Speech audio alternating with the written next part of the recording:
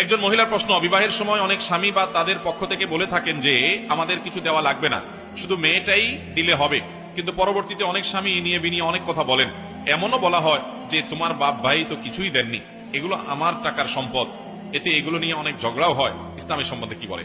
ভাইরা আমার, এই কথা আমরা বিভিন্ন জায়গায় এই বিষয়ে কথা বলছি সচ্ছি মানুষকে। বিবাহের সময় স্ত্রীর কাছ থেকে বা স্ত্রীর বাপের ভাইয়ের কাছ থেকে কোনো কিছু অনেকে চায় না। অনেকে তো এমন ছোট লোক যে ডাইরেক্ট চায়া বসে। অনেকে আছে একটু সূক্ষ্ম কিসিমের আপনার ডাকাত, যে ডাকাতি করে কিন্তু খুব সূক্ষ্ম ভাবে করে। প্রথমে খুব ভালো সাজে, না না কিছু দেয়া লাগবে না, এরপরে আস্তেই করে বলে ছেলেটা তো আমাদের বিদেশ যাবে, একটু হাওলাত দেন বেশাব। ডাইরেক্ট টাকা চাইতে কেমন দেখা যায়, এজন্য কি চায়? হাওলাত চায়।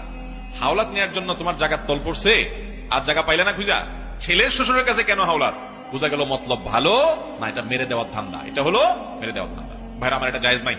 যেই স্বামী বিয়ের পর তার স্ত্রীকে খোটা দেয়, যেগুলো সব আমার সম্পদ, তোমার বাড়িতে কিছু আনো নাই, এই স্বামী নাজায়েজ এবং গুনাহের কাজ করছে।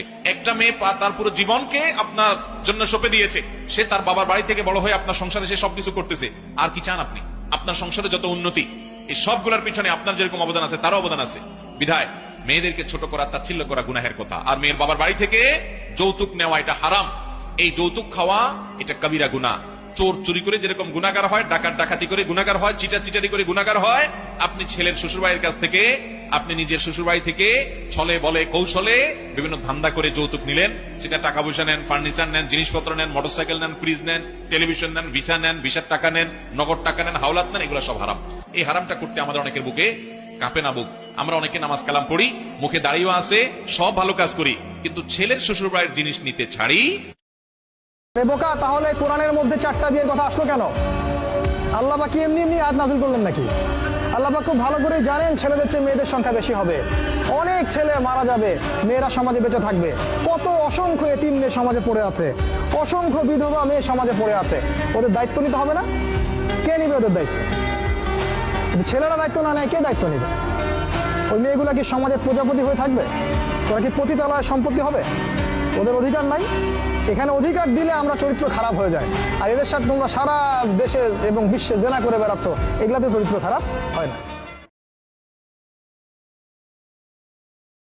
কাকে কালো জাদু করা হয়েছে, কাকে করা হয় নাই, এটা বোঝাটা খুবই সিম্পল এবং খুবই সহজ একটা ব্যাপার। বিশেষ করে কিছু আলামত আছে, যে আলামত গুলো খুব সহজেই দেখে বোঝা যায় এই লোকটা ব্ল্যাক ম্যাজিকের রোগী বা জাদুর রোগী। আপনারা জানেন আমাদের সমাজের এক শ্রেণীর মানুষ এই কালো জাদুতে বিশ্বাস করে না। যদি কেউ কোরআনের জীবন্ত মুজিজা আর অলৌকিকত্ব দেখতে চায়, তাহলে সে কালো জাদু গ্রস্ত রোগীর মধ্যে কোরআনের আয়াত দিয়ে যে ট্রিটমেন্ট করা হয়, এটা দেখে সে আল্লাহর কুদরত দেখতে পাবে, কোরআনের মিরাকল দেখতে পারে। তো কালো জাদু এটা কোনো মানুষকে আক্রান্ত করলে সচরাচর সাধারণত কোনো ওষুধে কোনো কাজ হয় না, কোনো চেক আপে কোনো রোগ ধরা পড়ে না, দিন দিন অসুস্থ হয়ে যায়, খুব ভয়ঙ্কর একটা পর্যায়ে চলে যায়। একটি বর্ণনা আছে কালো জাদু এটা মানুষকে কবর পর্যন্ত আর ওঁটকে পাতিল পর্যন্ত নিয়ে যায়, তার মানে শেষ করে ফেলে দেয়, নানা রকমের ক্ষতিগ্রস্ত মানুষকে করে। কিছু মানুষ আছে যে কোনো রোগ ধরা পড়ে না কিন্তু অসুস্থ হয়ে যাচ্ছে, অস্বাভাবিক পর্যায়ে হয়ে যাচ্ছেন। এরকম বিষয়গুলো কালো জাদুর আক্রান্ত হওয়ার আশঙ্কা অনেক বেশি। অনেকের অতিরিক্ত হাই আসে,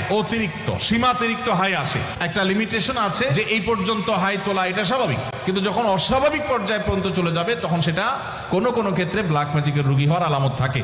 দিন দিন শুকায় যাওয়া, নানা রকমের পরিস্থিতি আছে। সবচেয়ে বড় পরীক্ষা করার উপায় হলো সূরা বাকারা সহ বিভিন্ন রুকিয়ার অ্যাপ চালু করে দিলে, ভিডিও চালু করে দিলে, তেলাওয়াত চালু করে দিলে, যদি এটা শোনা পরে অস্থির হয়, পেরেশান হয়, তাহলে এই লোকটার মধ্যে কালো জাদুর আশঙ্কা অনেক জোরালো, যে সে সহ্য